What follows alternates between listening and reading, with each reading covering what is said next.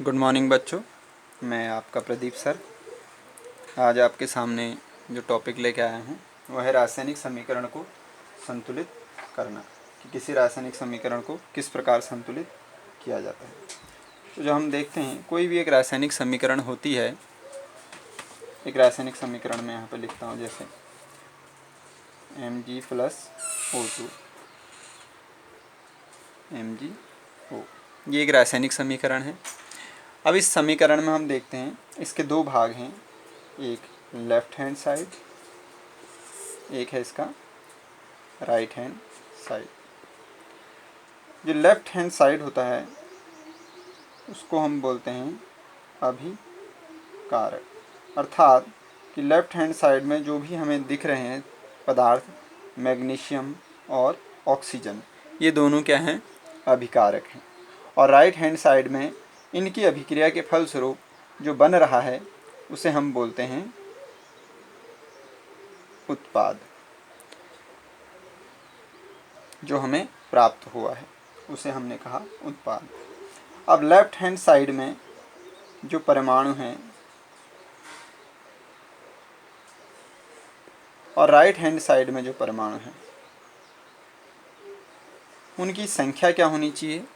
बराबर होनी चाहिए। अर्थात जो परमाणु left hand side is equal to परमाणु राइट हैंड साइड। एक समीकरण को संतुलित करने के लिए हमें जो मुख्य रूप से ध्यान देना है जिस बात का, वो ये है। यही द्रव्यमान संरक्षण का नियम भी कहता है कि किसी अभिक्रिया में, अभिक्रिया के पूर्व और अभिक्रिया के पश्चात पदार्थ का जो द्रव्यमान है वो क्या रहता है? नियत रहता है। अब हम देखते हैं, आपके सामने एक समीकरण है, magnesium plus oxygen magnesium oxide. अब इस समीकरण को हम संतुलित करने का प्रयास करते हैं। तो सबसे पहले हम इसके परमाणुओं को देखते हैं। यहाँ देखते हैं लेफ्ट हैंड साइड में मैग्नीशियम 1 और ऑक्सीजन के हमारे पास हैं 2 परमाणु। राइट हैंड साइड में हम देखते हैं, मैग्नीशियम 1 और ऑक्सीजन 1। अब देखो, यहाँ हमारे पास ऑक्सीजन 2 है, यहाँ ऑक्सीजन 1 है। मैग्नीशियम फिलहाल संतुलित है। अब हम क्या करेंगे? ऑक्सीजन को संतुलित करने के लिए हम, क्योंकि ये पूरा एक यौगिक है, इसके साथ हम छेड़छाड़ नहीं कर सकते हैं।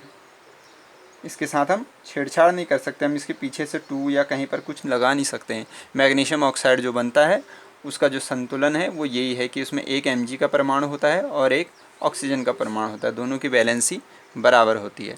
ठीक है। अब देखो, हम आगे से 2 लगा देते हैं। आगे से हमने 2 लगा दिया। अब हमारा फिर से हमारा जो नई चीज़ बनी, यहाँ मैग्नीशियम के हमारे पास हो गए 2 परमाणु और ऑक्सीजन के हमारे पास हो गए 2 परमाणु। इधर हमारे पास मैग्नीशियम 1 है और ऑक्सीजन 2 है। अब हमें इधर मैग्नीशियम को भी संतुलित करना है, तो हम इधर मैग्नीशियम के आगे से क्या लगा देंगे? 2 लगा देंगे। अब हमारे पास क्या प्राप्त हुआ कि Mg 2 atom and oxygen 2 atom. यहाँ हमारे पास मैग्नीशियम 2 एटम और ऑक्सीजन 2 एटम। अब ये हमारे समीकरण क्या हो चुकी है? संतुलित हो चुकी है। दोनों साइड परमाणु की संख्या क्या हो गई है? बराबर हो गई है। अब एक अन्य उदाहरण हम लेते हैं आपकी बुक से, एक्सरसाइज बुक से। HNO3 प्लस CaOH 2, तो क्या बना? कैल्शियम नाइट्रेट बना, प्लस हमारे पास जल प्राप्त हुआ। अब हम इस समीकरण को संतुलित करने का प्रयास करते हैं। अब देखो, इसको हम संतुलित, जो हमारा इधर के परमाणु हैं लेफ्ट हैंड साइड के और राइट हैंड साइड के, अब इसमें हम एक चीज़ ध्यान ये दे सकते हैं, अगर हम इसमें सिंगल H लेते हैं, वो लेते हैं, तो हो सकता है हमें ज़्यादा टाइम लगे। लेकिन हम अगर हमारा कोई ये NO3 जो है ये पूरा का पूरा इधर गया है तो हम इसे क्या करेंगे, एक ले सकते हैं। तो NO3 हमारे पास 1 है लेफ्ट हैंड साइड में और राइट हैंड साइड में हमारे पास NO3 2 है। H देखते हैं हम, यहाँ पर H हमारे पास 1 है, ठीक है, और यहाँ पर हमारे पास Ca 1 है। यहाँ हमारे पास H कितना है, OH में H हमारे पास 2 है और हमारे पास O भी 2 है। इधर देखते हैं हम, Ca हमारे पास यहाँ भी 1 है, NO3 2 है और इधर देखते हैं हम H हमारे पास 2 है और O हमारे पास 1 है, ठीक है।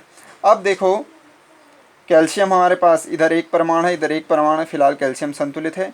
NO3 हमारे पास इधर एक था और इधर हमारे पास NO3 2 है। अब इसको हम संतुलित करने के लिए क्या करेंगे, अगर हम इसके आगे से अब NO3 के यहाँ ट्वाइस नहीं करेंगे, वो बनता ही HNO3 है, तो हम इसे क्या करेंगे, यहाँ अगर हम आगे से 2 लगा देते हैं, यहाँ हम आगे से 2 लगा देते हैं। अब हमारा NO3 क्या हो गया, यहाँ पर जो नया हमें प्राप्त हुआ NO3 हमारे पास हो गया है 2, यहाँ हमारे पास NO3 2 है, ठीक है। अब H हमारे पास जो नया H प्राप्त हुआ हमें, H हमारे पास यहाँ 2 है, यहाँ वाला हमने ये नहीं छेड़ा, ये फ़िलहाल सेम है, Ca1 H हमारे पास 2, O हमारे पास 2, ठीक है। Ca हमारे पास 1, यहाँ हम देखते हैं H 2 O 1। अब देखो NO3 हमारा संतुलित हो चुका है, Ca हमारा फ़िलहाल संतुलित है। अब हम देखते हैं H को। H देखो हमारे पास यहाँ कितने हैं, हमारे पास H 2 और यहाँ पर हमारे पास H 2, यानी कि हमारे पास लेफ्ट हैंड साइड में जो H है वो हमारे पास है 4। राइट हैंड साइड में हमारा H देखो हमारे पास केवल 2 H हैं।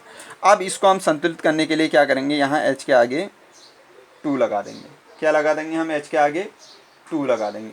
अब H के आगे हमने 2 लगा दिया। अब हमारा जो नया प्लेटफॉर्म तैयार हुआ, ठीक है, यहाँ H = 4, NO3 और हम कुछ नहीं लिखेंगे क्योंकि वो संतुलित हो चुका है, ठीक है। Ca भी संतुलित है फिलहाल और यहाँ हमारा H कितना प्राप्त हुआ हमें, 2 दूनी 4, H भी हमारा 4 हो गया। अब हम O को देखते हैं, O = यहाँ कितना है, ये NO3 ये वाला O नहीं देखना है क्योंकि हमने NO3 को पूरा लिया है, इधर भी उधर भी, इसको हम नहीं देखेंगे, हम यहाँ O देखेंगे केवल। यहाँ हमारे पास OH का ट्वाइस है यानी कि O = 2 और यहाँ हमारे पास O कितना है, आगे से 2 लगा है तो O = 2। अब देखो हमारा सारी चीज़ें संतुलित हो चुकी हैं। हम देखते हैं NO3 यहाँ कितना है हमारे पास 2, यहाँ भी हमारे पास NO3 हो गया है 2, Ca यहाँ सिंगल है, यहाँ भी सिंगल है, Ca = 1 और Ca = 1, ठीक है। और O देखते हैं हम अपना, O हमने अभी संतुलित कर दिया है, O = यहाँ 2 है और यहाँ भी 2 हो गया। H हमारे पास यहाँ कितना है, 2 इधर है और 2 इधर है, तो 2 दूनी 4 H है हमारे पास और यहाँ भी 4 H प्राप्त हो गए। अब हमारी ये समीकरण क्या हो चुकी है, संतुलित हो चुकी है, ठीक है। अब हम एक और समीकरण देख लेते हैं छोटी सी, आपको संतुलित कराने के लिए। देखो इसको इधर बना लेते हैं, NaOH + H2SO4 =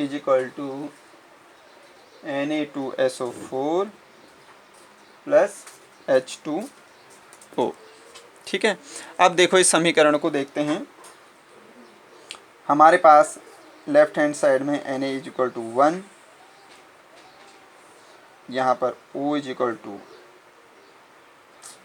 1 और H = 1, ये पूरा लेफ्ट हैंड साइड का है, यहाँ H = 2, ठीक है। फिर से हम देखते हैं, अगर हम SO को हम नहीं छेड़ते हैं, यहाँ पूरा SO4 है, SO4 हम पूरा ले सकते हैं क्योंकि वो उधर पूरा गया है, SO4 = 1 और यहाँ हम देखते हैं Na = 2, SO4 = 1, H = 2, O = 1। तो सबसे पहले हम चलो SO4 को ले लेते हैं। SO4 यहाँ 1 है, यहाँ भी 1 है, संतुलित है, कुछ नहीं करना है। Na देखना है, Na यहाँ 1 है, Na यहाँ 1 है और यहाँ Na क्या हो गया है, 2 हो गया है। अब हम क्या करेंगे, जैसे कि मैंने पहले बताया था कि हम इसे 2 करने के लिए क्या करेंगे, इसके आगे 2 लगा देंगे, इसके आगे 2 लगा देंगे। अब हमारा Na कितना हो गया है, नया Na हमें जो प्राप्त हुआ, Na यहाँ 2 प्राप्त हुआ हमें, और यहाँ Na कितना है हमारे पास, 2। अब हमारा Na भी संतुलित हो चुका है, ठीक है। अब बचा हमारे पास क्या, हाइड्रोजन और ऑक्सीजन। अब हम हाइड्रोजन को देखते हैं। हाइड्रोजन यहाँ पर कितना है, पहले हमारे पास हाइड्रोजन 1 था, लेकिन जब हमने Na को संतुलित किया, यहाँ आगे 2 लगाया, तो हमारे पास हाइड्रोजन यहाँ आ गया 2, और यहाँ पर भी हमारे पास हाइड्रोजन है 2। तो टोटल हाइड्रोजन हमारे पास लेफ्ट हैंड साइड है 4 हाइड्रोजन एटम्स, ठीक है। अब हम राइट हैंड साइड में देखते हैं, हमारे पास हाइड्रोजन एटम्स हैं 2।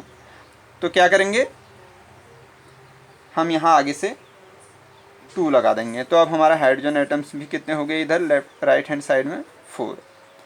अब बचा हमारे पास ऑक्सीजन। ऑक्सीजन देखते हैं हम क्या करते हैं। SO4 वाला हमने पूरा एक साथ लिया था, तो उसका ऑक्सीजन हम काउंट नहीं करेंगे।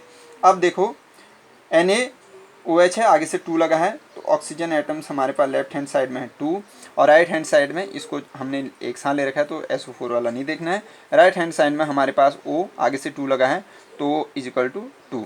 तो ये अब हमारा पूरी समीकरण संतुलित हो चुकी है। हम इसको एक बार फिर से चेक कर लेते हैं। Na इजिकल टू 2, ठीक है। लेफ्ट हैंड साइड में SO4 equal to 1, H equal to 2 यहाँ है, 2 यहाँ है, 4, O इजिकल टू 2। फिर से कह रहा हूँ, O में कंफ्यूज मत होना, इस O को मत लेना। अगर आप लेना भी चाहते हो तब भी, अगर हम ऐसे भी देखते हैं तो O 4 2 6 और यहाँ भी 4 2 6, ठीक है, उस हिसाब से भी लेते हो तो फिर हमें S सिंगल लेना पड़ेगा। अब देखो यहाँ हम देखते हैं Na equal to 2, SO4 equal to 1, 2 दूनी 4, H equal to 4 and O equal to 2, ठीक है। देखो बराबर हो गए। लेफ्ट हैंड साइड के एटम्स राइट हैंड साइड के एटम्स के बराबर होनी चाहिए। तो अब हमारी ये समीकरण संतुलित हो चुकी है। धन्यवाद।